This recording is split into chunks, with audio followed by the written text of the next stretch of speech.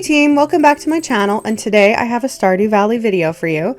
These are 16 truly helpful tips for any playthrough of Stardew Valley. I know, there are already a lot of really good Stardew Valley hints and tricks videos out there. So I've tried to generalize this list for everyone, while at the same time give it some new ideas for any of your playthroughs. Many of these tips may be familiar if you've watched my True Perfection in 2 Years series, as they are things I've learned in the many hours I've played in the game and are strategies that I implement often. I hope you find them helpful. If you have, give this video a like and consider subscribing for more gaming content. Without further ado, here is my version of helpful hints for Stardew Valley, updated to include the version 1.6 content. I've split these tips into 5 categories. The first is farming. My opinion on sprinklers? Skip the small ones and go right to medium. It's not much more effort to go down a bit further in the mines to find gold. In fact, you only need to reach the first level that has gold, level 81, and can continuously go back to farm it. The medium sprinklers reach the 8 tiles around it as opposed to 4 and are just better. I often keep them even when I can get Iridium sprinklers because they're very useful, place well into a pattern, and follow the 3 tile upgrade for both the hoe and watering can. Your very first day of Stardew, run over to Pierre and make sure you have one of each: parsnips, which you actually start with 15, green bean, potato, and cauliflower. Plant them that day and water them every day. Make sure to keep one of each as you go. On day 13, the day of the egg festival, before you head into the festival, hoe and water 20 dirt spots. Put the 4 spring crops in your inventory and then go kick butt in the egg hunt and buy at least 20 strawberry seeds while you're there. This will cost a minimum of 2,000 gold. Afterward, immediately run to the community center to turn your crops to the spring crop bundle. The reward here is 20 speed grow. You'll have enough time to get home, plant 20 strawberries, which are already watered, and add this 20 speed grow. If you water them every day, you'll get 4 harvests instead of 3.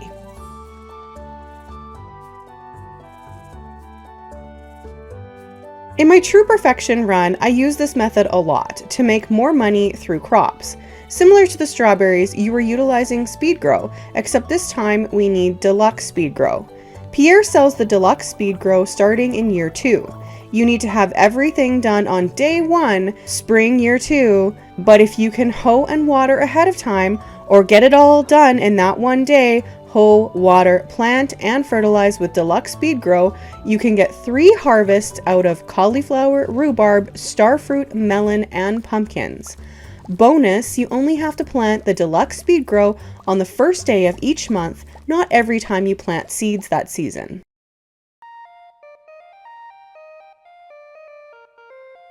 Don't chop down your stumps. It's a weird thing to say, but it applies here in Stardew Valley. They spawn seeds.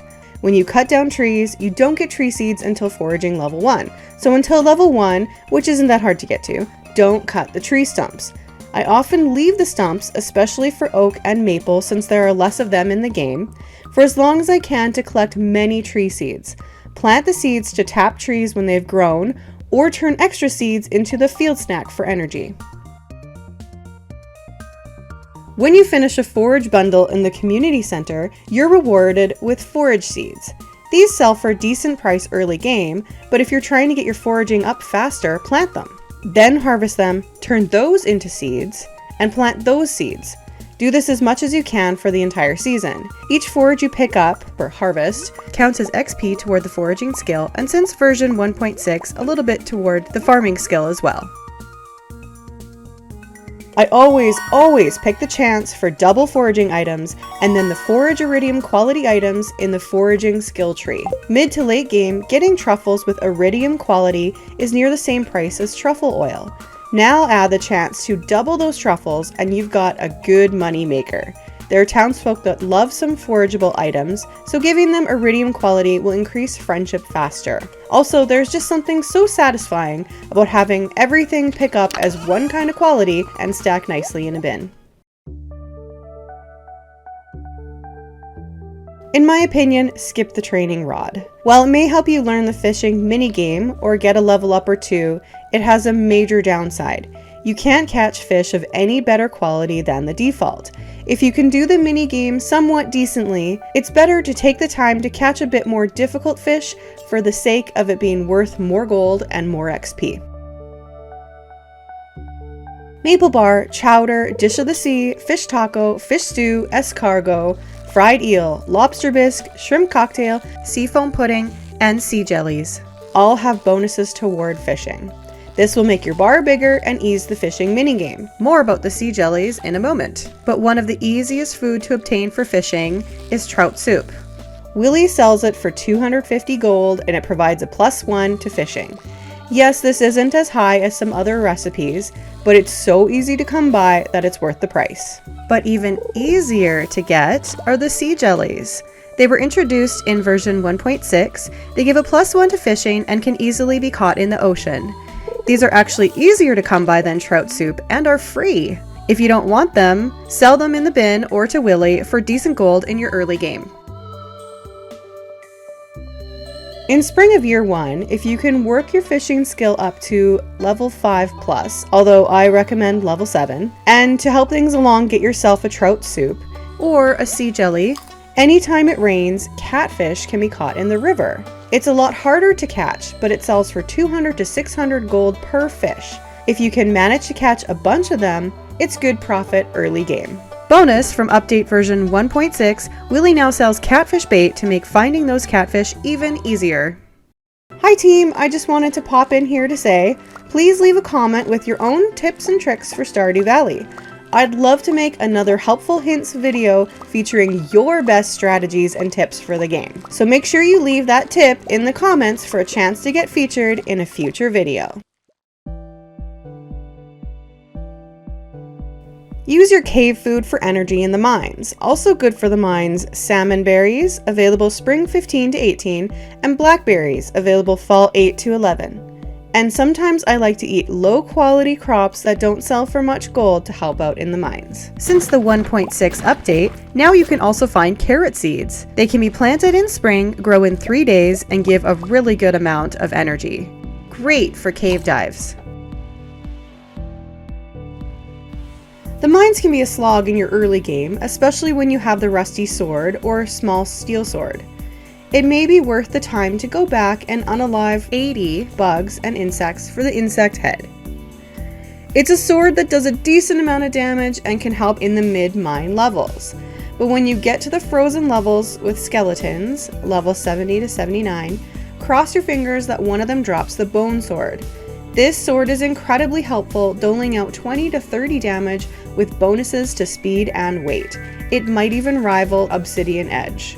The Obsidian Edge sword may do more damage, but it swings slower, so depending on your preference, you may choose to hang on to your bone sword.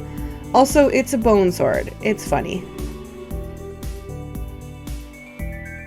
Eradicating 500 dust sprites might seem like a daunting task, but it is definitely worth doing. You can go back through the frozen levels, or even one frozen level over and over to farm them. And when you get the goal, make sure to pop over to Gil for your reward. The Burglar's Ring provides a chance for bonus loot, making it an excellent ring option, especially for your Skull Cavern dives. Also daunting and a lengthy process, eradicating 1,000 slimes. But I find going through the Skull Cavern mine while wearing the Slime Charmer ring is so much easier. When you wear that ring, slimes no longer do damage to you.